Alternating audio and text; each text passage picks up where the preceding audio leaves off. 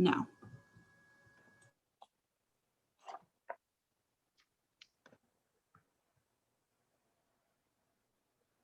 Okay, somebody has to talk. Mic check 1 2 1 2. Everybody good? Yep. So introduce yourselves. I guess I'll go first. Good evening, everybody. I am Drustan Defendix. Real life name is Danny. I am our current KGM of Healers in the Kingdom of Neverwinter. And oh wait, yes, go. I am. You're muted. Oh, I thought Alona was trying to get our attention. The live hasn't started. I think the live has started now. So now the live has started. Good job, me. I go again. Okay. Sorry about that, guys. Small technical difficulties. Nature of the beast. Hi, everybody. Good evening. My name is Drustan Appendix. Real life name Danny. I am our current Kingdom Guildmaster of Healers. This is my second term in office, and I'm really excited to be talking to you guys about magic today and all the wonderful and terrible things that healers can do. All right, my real name, or mundane name, however we want to phrase that, is Matt. My persona is very long, so it is Árnyék, Moonstone, Hierophant, Tree, Darksteel, Shadeflower. Yes, I'm one of those weirdos. Thank you, Regan. I am the current, for the second term, I am the Bard Guildmaster. I will learn how to English here in a minute, maybe. And I'm very excited to talk about all the weird and strange and wonderful ways for you to annoy the crap out of your Bard, because that's all Bard's really good for anymore. But I love it. It's a great class. So starting with you, I want to ask, why'd you pick Bard? So I chose Bard mainly because I've always kind of been Bardy, and that's going to take a little bit more explanation, I know. But the first ever LARP I played was not Amped Guard, and in it I played a Bard and enjoyed the kind of magic through music a lot. My first D&D character was a Bard. I've always played instruments. In fact, I currently play to varying degrees of, well, I'm not proficient really. 16 or 17 different instruments. One of those jack of all trades, master of none kind of things.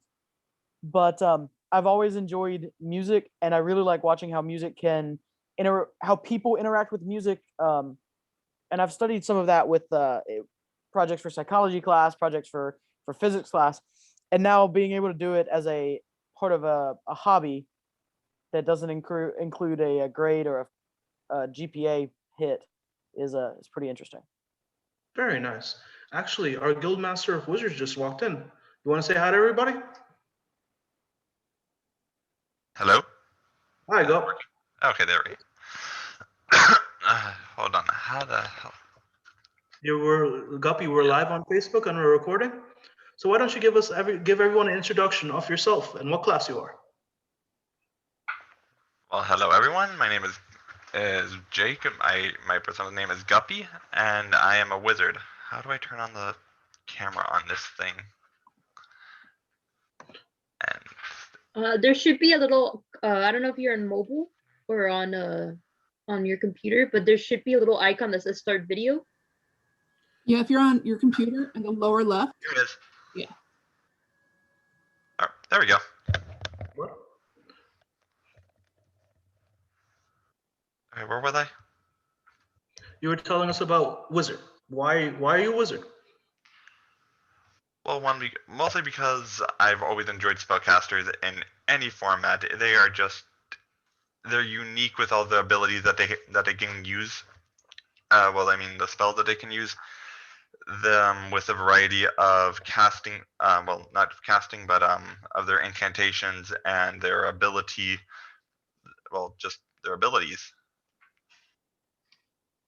For instance, if I can just go ahead and I close the tab, unfortunately, sorry. For instance, the shove spell, the most common spell, shove, is able to go ahead and push another player 20 feet in the opposite direction of the caster, while you also have the higher level spell of throw, which does do the same thing, except for 50 feet. But however, I think that with Sorry, I'm kind of losing my own track here. You're good. Don't worry. If you want, we can come back to you in a minute because Danny still has to do his introduction as the best Guildmaster healer I have ever met. Okay, that is high praise and not deserved. Oh, 100%. Realistically, I started AMCAR in 2009. And before that, even in my friend group, I was always the mom friend. I was the default caregiver for the group. I literally every D&D campaign I have ever played in, I am the default cleric, and it's just my personality type. In real life, I'm actually a med student right now, and I'm working on becoming a mental health counselor, psychiatrist. And it's simply something that's always meshed to my personality. Ironically enough, if you guys have seen me at Kingdom events, it's more likely that I'm working and actually doing first aid stuff and not playing my class. But I so love the healer class, not only because it allows me to take care of others and really make them shine, but it gives me a lot of flexibility in how I want to approach play, either as an extremely aggressive player if I choose to, or as a more reserved tactical player if I'm more in that mood.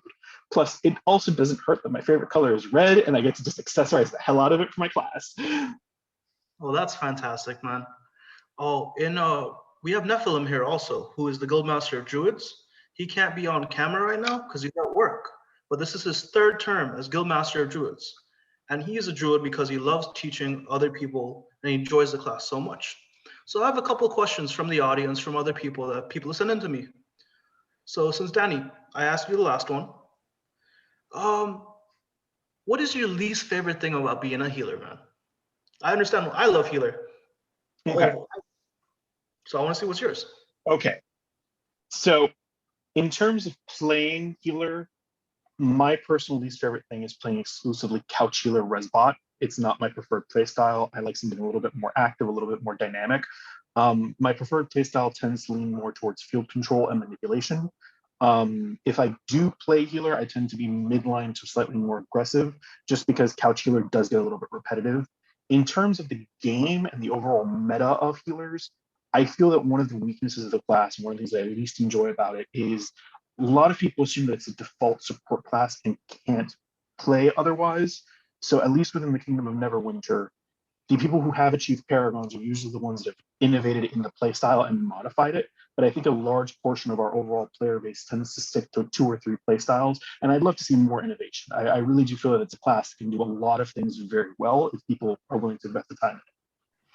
That's a fantastic response, bud. I agree with you because I'm a Paragon healer, and every point you've made right there, correct. Árnyék, same question for you, bud. What do you think is the worst part about playing Bard? The first 4 levels. Oh wait, I'm sorry. So Bard Bard gets Bard is rough. For the first several levels. Explain why it's so bad. So at level 1, really the best thing you get is shove. That keeps them off of you for however long it takes them to run 20 feet.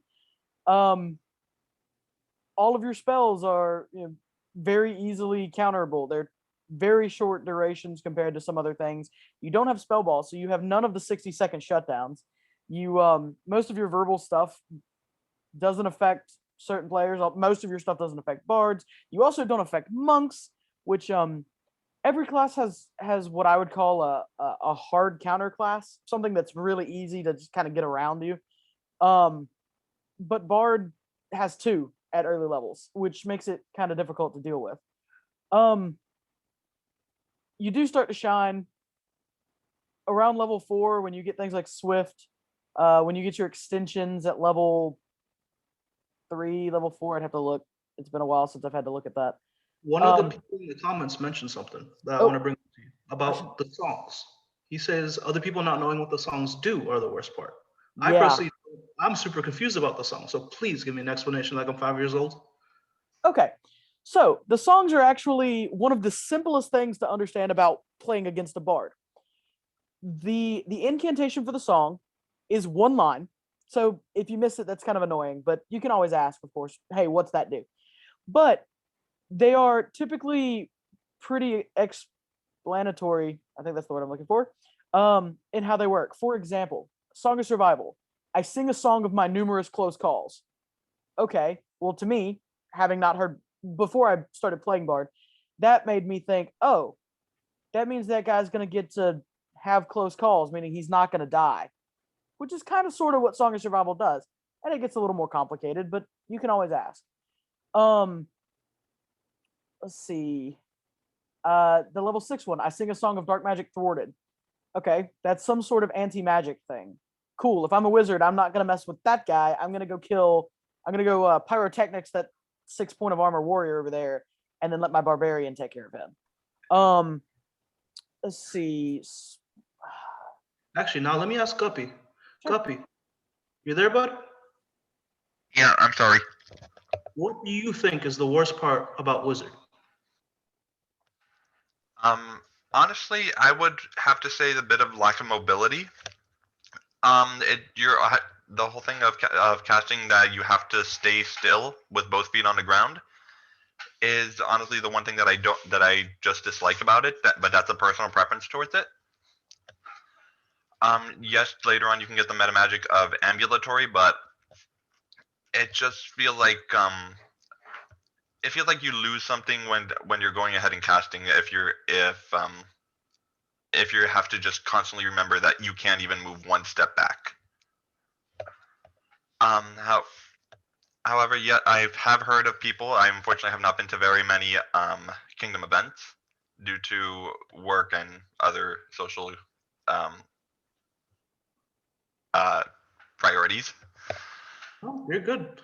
Going off of that, when you go to Kingdom events, what kind of spell list or what kind of strategy do you go with in your head when you go to those events? Starting with you, go. Personally, I like to play with the party. However, I do understand that people will go ahead and be on their own. So normally we'll be either trying to survive, especially if someone has put a bounty on my head, if I'm going ahead and actually, yes, I'm looking at you. Or if I'm going to, and I'm looking at you too, Laura. Sorry. Crap. I mean, sorry, I lost my train of thought. Or if I'm going bounty hunting, then it would probably be spells that would be controlling of the person. For instance, the spell ball entangle or ice ball. Sometimes even if you need a quick getaway, would be teleportation. Thank you. Danny, I have a special question from you from the group. They say, if you could change one thing about your class for V9, what would you do as for the healers? They want to ask that one for you. So I started playing a different edition, so everyone knows my favorite spell, Swords to Plowshares. We need to bring this back. It is a great spell. Honestly, we need more ranged healing options in the game, and I honestly love the meta of destroying someone's equipment as a way of circumventing that, simply because it was an extremely great utilitarian function back in the days of ratioed equipment point buy. I really felt that it was a multi-purpose spell. That is something that I feel a lot of the current spells, they tend to be very singular applied things. Older spells had a little bit more variability in their uses overall. So I would love to see a little bit more of that. My other big dream request personally is to see generally more abilities and maybe some higher levels added on to all the classes. I would love to be able to see a level 7, maybe a level 8 in terms of just growth and what we can do. I'd also love to be able to see more roleplay abilities, but I'm kind of a big flurb. So this is actually from Guys and Gun. How would you feel about healers having 1 point armor? I feel that it would go into the standard idea of what a healer is in nerd culture, playing off the cleric from D&D that they generally are allowed more heavy armor than other casters. In terms of the overall meta and how viable it would make them in our current edition, I feel it's fairly good, especially since the majority of our incants are not self-directed. Generally, healers are strongest in pairs when we're trying to enchant each other. Unless we can rely on someone else, we do tend to be much more of a giver than someone that can generally put up with several hits. Although we do have a medium shield as kind of a counterbalance, and personally, if I had to give up the shield, I wouldn't do it. I think the shield is the more utilitarian option. But if we're just adding on the armor, then I would probably welcome it. Although realistically, I think it would be most valuable between levels 2 and 3, and I think that would be worth at least 2 magic points. Okay, for Árnyék, since you're the only magic class here that's allowed armor, how do you feel about it? Holy crap, is it expensive? Yeah, I think that Bard. For those that don't know, Árnyék, could you tell them how many points it costs for the armor? Sure. And actually, it's been a while since I've looked at the lower level armor, so let me double check that so I don't tell somebody the wrong thing. So at level 2, a Bard can get 1 point of armor, and at level 6, they can get a second one. The level 2 version is 4 magic points at level 2. You get 5, plus possibly 1 for look the part, like all the other magic classes. Armor's expensive for a Bard. Now, how do I feel about Bards getting armor? I think it begins the process of making up for the crap they deal with for the first several levels. Bard, to me, is very much should be, or the playstyle I use, I should say, there's different ways to do it, is very much like a red mage from Final Fantasy. You are magic and melee. You are not as good at either one of them, but you are capable of both of them. And so Bard's getting armor, that's nice to have. I can run in and I can trade blows with the barbarian if I need to, and then I can ditch. And by ditch I mean like run away like a little baby, while screaming Song of Survival at the top of my lungs, to get to a healer to get whatever fixed, or go to a druid to get my armor fixed, and then run back in. It's very helpful in the Bard class. Yeah, we're going to talk about that combo that's in the chat in a little bit. I love it, so we'll go through that. Árnyék, since we're talking about you right now, tell me, bud, what is your favorite memory of playing Bard? Oh, my favorite memory of Bard. So that's difficult. I started Bard after coronavirus hit. So while I've played it a lot and I have maxed it out, I haven't gotten to play at any big level. That said, having my entire park of about 12 or 13 people that day look dead at me and go, "You're not allowed to play that class anymore. Put down the spell list. You're not allowed to do that." Was pretty hilarious, particularly when it was a 4-on-2 battle game and the other people were standing around doing side fights and stuff like that.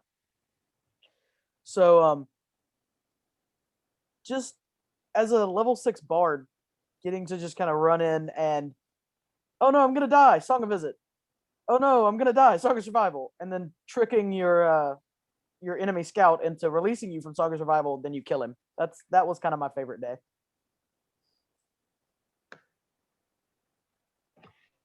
Okay. Guppy, what was yours? Your favorite memory of playing Wizard? Honestly, I think my favorite memory of playing Wizard was, and this happened, I think, about a little over a year ago. It was with me and Tom's character. I can't remember his name. His Roman. character's name. Roman? Mhm. Where me and him are just having pretty much a shoving battle with Mordred, just trying to counteract each other. It's just the whole concept of shoving one person one way and then shoving it back just to go ahead and pretty much counterspell it. Yeah, I can see the smile on your face. You're never gonna forget that. Danny, favorite healer moment, man. Oh God. Okay. I am a sadist, and there's few things better in life than greater releasing a wizard that is an elemental barrage, or sever spiriting a max tier golem. It just crushes the enemy player, and it just brings me joy. I think my favorite moment though would probably be abandoning a top tier druid who is a paragon, I'm not going to say names, and then just walking up to him and just shanking him repeatedly with my dagger. I literally didn't even have it as a weapon. It was a blocking tool for me at that day, but I just I can kill him. I just All right, between you and me, we'll just whisper the name. I'll tell you later. For the record, I don't know if he's watching. He's probably still salty. He could probably kill me to fight because I don't have any stick game. Clearly, you should totally say names on this Facebook Live and recorded thing. Exactly. Like I can begin live transcripts. So you can do this. Maybe they're Is that the guy you were telling me about the other day, Danny? I've told that story a couple times. He's always been a good sport about it. Believe me, pure circumstance that I got that kill. Okay, starting with you, Gup. What advice would you give a new player? Someone who just level 1, just first time out, they're like, I want to play wizard. Would you advise them to play wizard or be like, all right, try something else? I would probably go ahead and have them first read and see if they can fully understand all the or at least the majority of the mechanics of the spells. And if they're still up for it, go ahead and try it. It's a lot of fun, especially if you can find someone you have great synergy with. So yes, I would recommend it.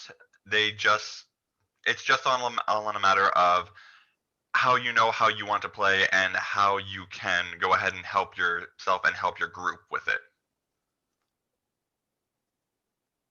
Or at least that's more of how. Oh, I think I lost my own audio. No, you're good. No, you're good. We heard you. Danny, what do you think? If someone decided, a newbie came to the park, decided, oh, healer looks pretty interesting. Would you advise them for playing healer or another class for their first time ever playing Amp Guard?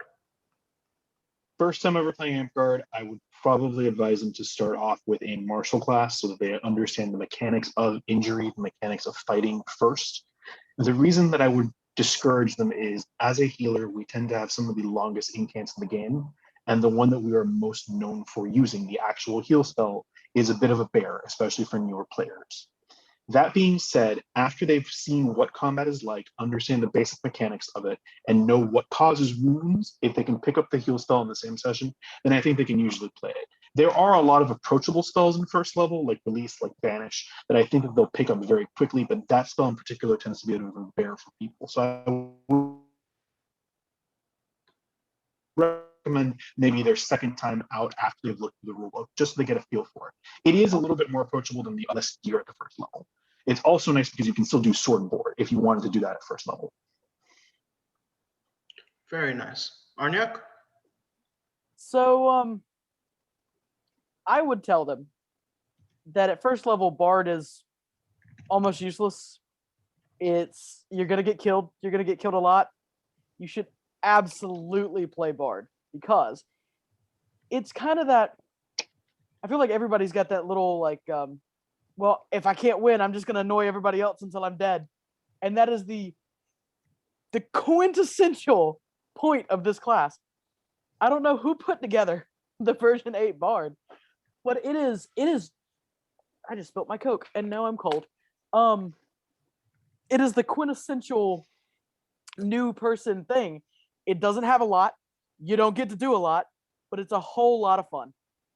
I've got to cut my camera for a minute though, so I can clean up this Coke that is soaking into my mattress. I will be back. We'll be back. Okay. Can I respond to that? I think Yeah, that sure. in general, among the 4 magic classes, we have a bit of a rougher start for players just because we have so many abilities per level. I mean, for example, healers get about 10 per level. I know wizards get a couple more. Bards are the slightly more limited pool, but I think that really we start having a really good time and people can start really enjoying the classes by the time that they hit level 2, level 3. I know that around level 3, healers get a massive power spike and we become much better on the field. Usually that comes around the same time that players really can start enjoying the class because they know what abilities do. They know what the other magic classes can do. They've developed a bit of a stick game. They know a lot more of the rules. But for a first day player, it is a lot. I understand that it's one of those things that everybody wants to do a magic class, and I wish you could make it a little bit more accessible up front. Actually, I want to ask you, you mentioned the word stick game. How important do you think the stick game is to your actual individual class, both as the wizard for Guppy and for you as a healer?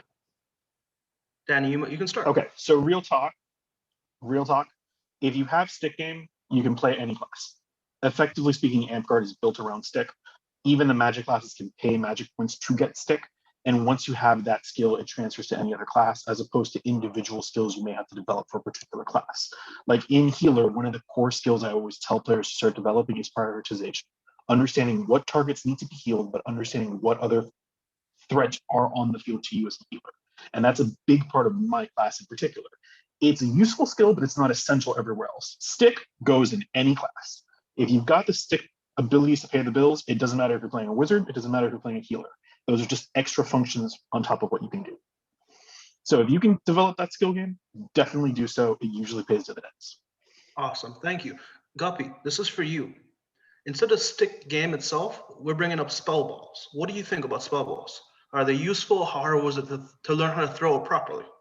And what do you make your spell balls out of? What was the first part of the question again? If you can just re-put it. With spell balls, how important are spell balls to your individual class? Personally, spell balls are actually quite important, especially if you're using if you're going against people with high amounts of armors to go ahead and use an entangle ball to hold them down while you have your teammates pretty much destroy his armor, or go ahead and cast another spell to destroy his armor, or even for instance, I have the spell list here. Give you 1 second. Or lightning bolt, I think, is one of the ones that can go through armor. It's one of the few spells that you can actually, no matter what they hit, they can go ahead and go through your armor, goes through your Well, lightning bolt's stun. Oh, it's stun. Oh, You're talking about phase bolt? I believe you're talking about phase bolt. Yes, sorry. It's been a while since I played. Or COVID has everyone locked indoors. That's the case for most of us, yeah. Mm-hmm. But learning how to go ahead and throw the spell ball, that took a bit of getting used to, on the fact that you have to not only say the incantation, but also that right when you throw it, you also have to announce out what you're throwing. What's inside your spell balls, other than rock? Actually, I use stress balls, as I got the idea from our Guildmaster healers right here. Very nice. Actually, Árnyék, since you're back, we have a question from the crowd. How good is Battery Bard at level 6? Battery Bard. So I've heard different people describe Battery Bard different ways. So the way that I'm gonna approach this is the version where you take all the spells you can and just kind of throw spells the whole time. It's not my preferred playstyle. However, it is objectively one of the let's say 2 best ways to play Bard. Bard is very much, I throw spell, verbally, of course, not physically. I win, kind of thing. Hey, I'm gonna agoraphobia you. Stay away from me. Oh, hey, you're terrified. Stay away from me. There's nothing you can do if you can't get close to me. Well, unless you have a bow, but what barbarian carries a bow? Very nice. Let me see.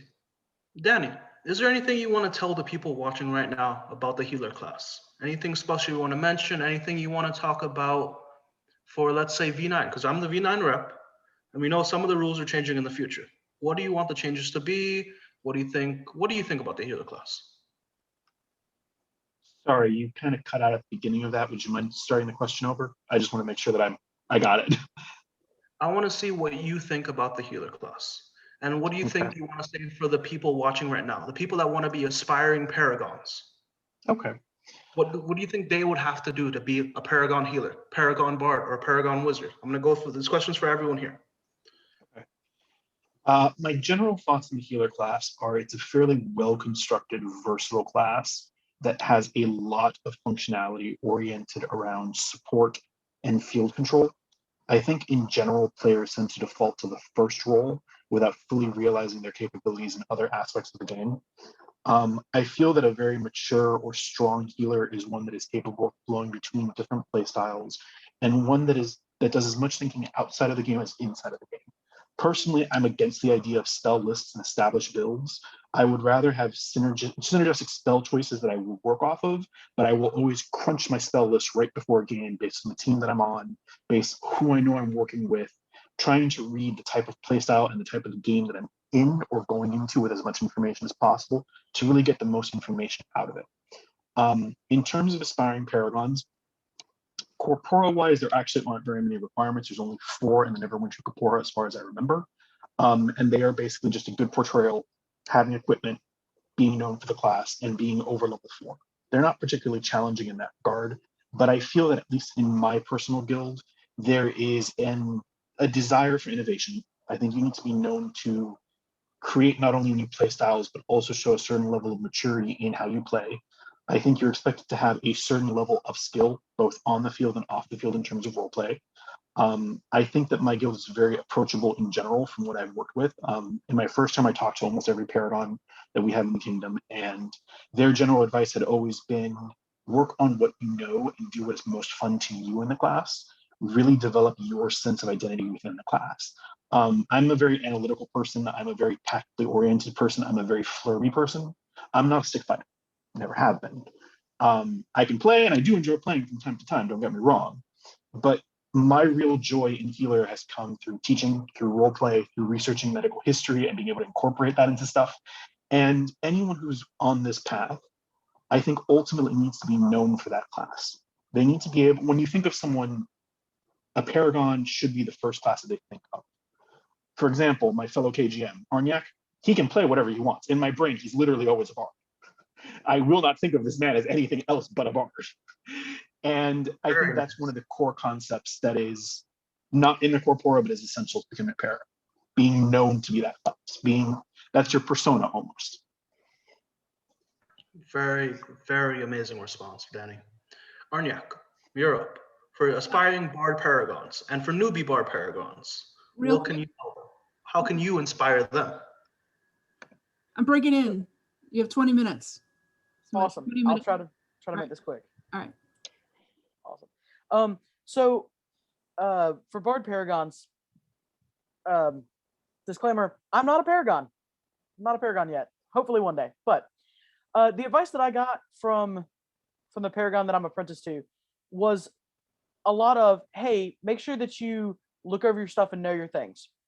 Know your spells. Know what your spells do. Be able, most importantly, to explain your spells to somebody else during a battle game, meaning quickly and accurately. But beyond that, I really agree with Drustan. To me, the biggest part of becoming a Paragon is you should look at that person and go, oh, they're a bard, or oh, they're a druid, oh, they're a healer, outside of a battle game. I disagree with one of the things in the Corpora where you have to have garb, or garb appropriate to the class. Garb for Amp has never been truly, or at least as long as I've been here, which is not that long, hasn't been truly something that's required. And I find that what most people consider good garb is either handmade, which takes a lot of time or is expensive, or is really well made things that you buy, which is prohibitively expensive. What I want to see, if I'm looking at somebody and going to be pushing for them to get their Paragon, is I want to see that they know their stuff. I want to see that they do actually field as a bard. I want to see them teach younger bards how to play. And I want to see them do bardic things outside of battle games for role play kind of things.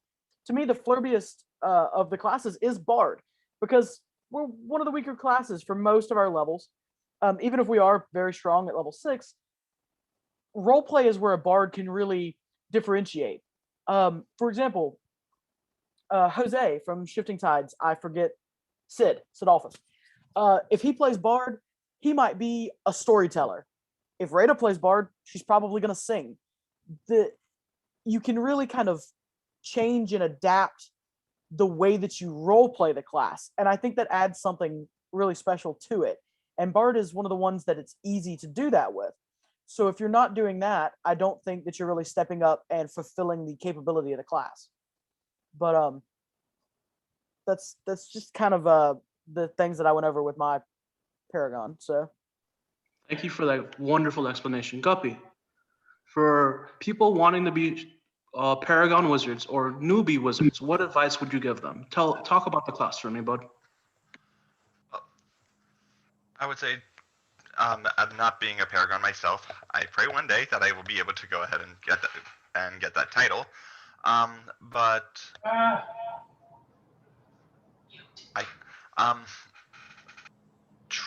for people trying to get Paragon for Wizard, I would say don't constantly see the class as just a pure glass cannon where one hit, you're like just the minorest hit and you're dead, or you're almost useless. Try and go ahead and work your spells with how your playstyle is, or even how you can go ahead and change how people see how people see wizard, whether it's fully in combat or even in like my other two magic users have said, in roleplay. It's the way that it's built right now. It is mostly for battle, which I from reading a version, I don't remember which one. I think with version 8, I think. There used to be some spells that would go ahead and allow you to communicate with dead. Yeah, correct me if I'm wrong with that, but which we need V7 copy because we're currently in V8. Oh, okay. I'm sorry. V7. I'm sorry. But yes, if you're trying to go for Paragon, just think outside the box. Don't think that you have to just stay with this type of role. I think that's all I have. Very nice, bud.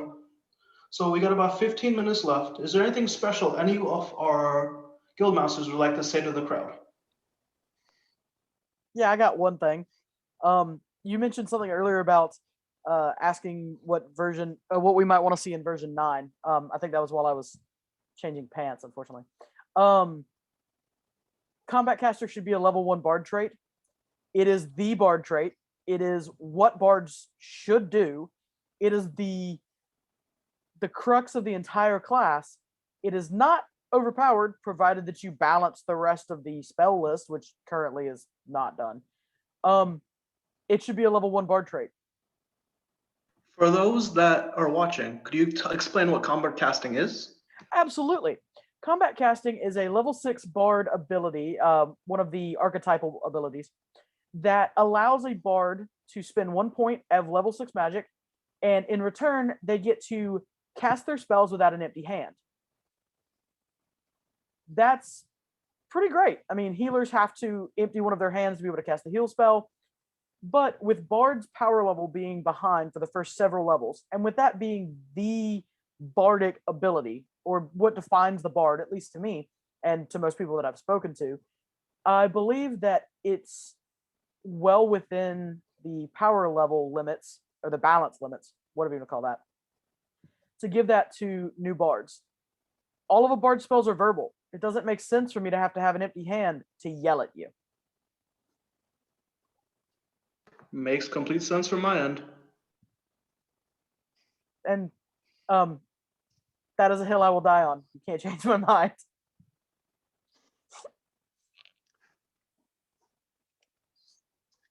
Well, if I'm going to go next, the two things I'd like to leave, especially newer players, with when it comes to playing healer, is PAP, which is an acronym that I've seen used in some Paragon circles. It stands for Positioning, Awareness, and Prioritization. It's how you read a field. Any magic class by default has to develop a good understanding of where each of the pieces on a field are, what the objectives are, and how to best utilize their spell selection for it. Realistically, always be aware of what is around you. Always be aware of what your primary function is. As a healer, I've said that we are supports and we are also controllers. I think if you understand that and construct your lists with that in mind, you'll be able to fit that niche and overall help your team much, much greater than you would be if you were trying to play every possible ability. The other thing I wanted to bring up is actually something that Árnyék touched on earlier, which is the idea of hard versus soft counters in classes in general. And once you start understanding the dynamics of different classes, you'll learn what you can kind of build around. For example, a great example that I tell especially low-level healers is Banish. If you're ever playing against multiple assassins, Banish is usually worth taking at least once for every assassin on the enemy team. Especially because if you're playing a backline healer, assassins are one of your biggest threats, and they're a very easy way of neutralizing a team's support. So being able to make those types of reads is how you go from being a good player to being a much more skilled and mature player. And it's one of those things that I want to be able to cultivate in my second term as KGM in particular. Very nice, bud. A couple more questions. Let me pull them up. I have a bunch of messages. Sorry, guys. 1 second. Oh, just an What are FYI, some 10 minutes, 10 minutes. 10-minute warning? Mhm. What are some secret tech that you guys use in your class that you don't see the usual healer, bard, or wizard use? I'll start with Guppy for this one.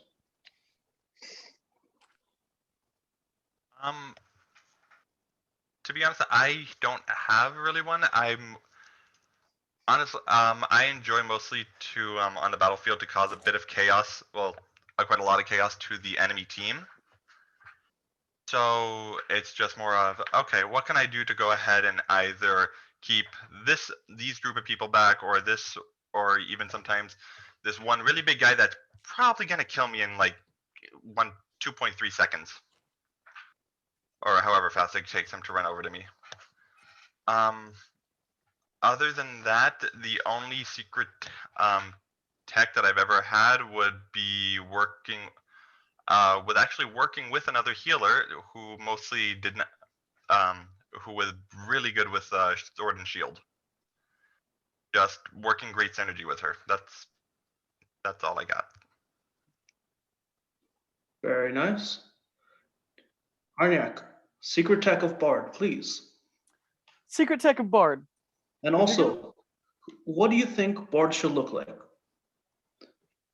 So that really depends. That's a really good question. I believe that bards should look like what you believe a bard should look like. I'll explain that. Bards look different depending on not only the culture you're trying to portray, but the style of bard they are, the class, and by class I mean like economic class that you're attempting to portray, and the location in which they were found. And from day to day, they would look different as they traveled around and did different things, that historically at least. So I believe that a bard should look like what that bard wants to look like. In my case, my stuff is Celtic. I have the kind of 3/4 sleeve tunic that's a little bit shorter. I have the nice warm cloak because Northern Irish and Scottish and Nordic winters get cold as all get out.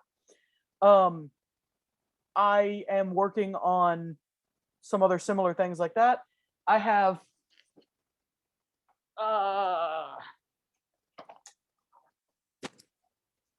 my necklace that I wear that I just recently got, but I got it as part of my bard gear, and they're bears, which is nice. And one of those little, what I'll call a muffin top hat.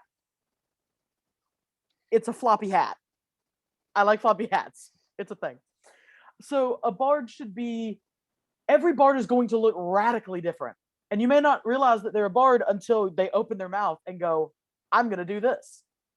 Or you might see somebody and go, oh, that looks like a bard from Arabia, or that looks like a bard from the Gallic people, or that's a Viking bard. That's a skald. He's going to cut me with an axe while singing. So that's entirely different. Now, as far as secret tools, if you're going to play a bard, and this is a personal preference and you don't have to, I like to take things on the battlefield with me that aren't necessarily part of the battle. I wouldn't suggest taking something as breakable as this or anything expensive or hard to replace, but it's really funny to sit there as you're doing, say, Song of Visit. You dropped all your weapons. Just sit there and, play your Song of Visit as you do your little chant or whatever. In battle games, I have this little flute. Into the battle games. That is really, really nice. Say what? What about you with the healer? What secret tech do you have? What special plans do you have? Okay. I'll be honest. Every spell in the game has a function. If you understand how that spell is different from the other spells that are related to it, and you can apply that, you can come up with some very, very powerful combos that most people don't realize. Generally speaking, a perfect example of this is the heal family, which is heal, greater heal, mass heal. Almost no one takes greater heal because effectively it's a slightly more expensive version of heal that goes through curse. It's not a particularly good spell on the surface, but the thing people miss about it is it heals all injuries on a target. You put that on a monster whose armor is natural, and congratulations, you just built its armor completely back up with one spell. If you understand the application of the abilities you have, you can become a very, very scary healer. The other thing is, realistically, I think a big part of it is gear. For me, the single most valuable piece of gear a healer can have is a medium shield. Not only is it great for defending yourself, but it will give you some cover if you're ever trying to kill someone else. But we also have some pretty unique tools compared to the other classes, like Abeyance. It is one of the spells that only us and wizards have, and it's one of those things you want to get to know pretty well. The other big one is a hinged weapon. I don't generally see them on the field, but if you can get good with one, that is a distinct advantage of the class. I just want to give everybody 5 minutes. You guys have done amazing. Just amazing. So last 5 minutes, is there anything you guys want to talk about, anything you want to cover before we end the AMA? I want to see that badass healer sash now that I'm swearing on Facebook Live and recording that Drustan is wearing. Thank you. It's literally the first thing I made when I got back. It's just a very dramatic wide sash. And then this is, I got it for Skyrim Realm. It's the same type of fibula as the wizards of the North countries wear. Nice. Yeah, that makes me want to find a blue one and do something similar. Yeah, I'm totally stealing that idea for when I give Paragon gifts. Thank you for letting me steal it without me even asking. Also, Sean Eden, Ada from Falling Fire says hello to everybody. What's up?